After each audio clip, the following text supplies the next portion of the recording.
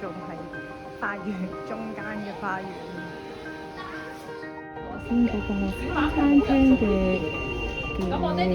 新抱佢爸爸嘅就買咗一個商場。著名嘅。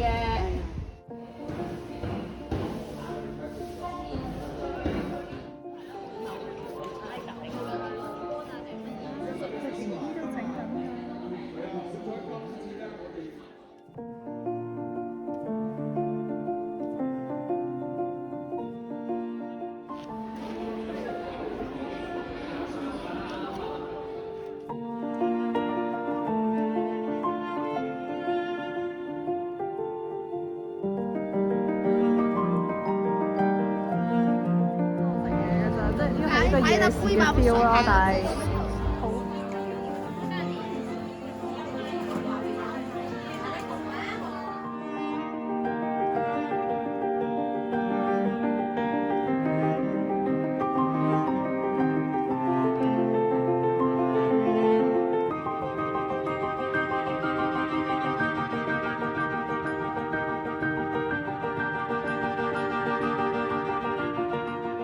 參觀博物館嘅時候，我就喺度無所事事咁樣坐喺個太陽嘅位。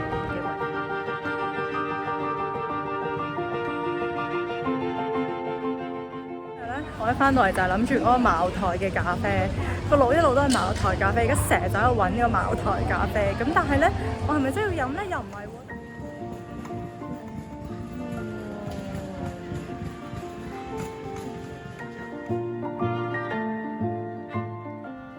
咁樣呢，就完成咗我呢一個中山嘅菊花展展覽啦，就係咁樣輕輕鬆鬆過咗個 weekend，睇咗菊花展冇乜特別，菊花好食。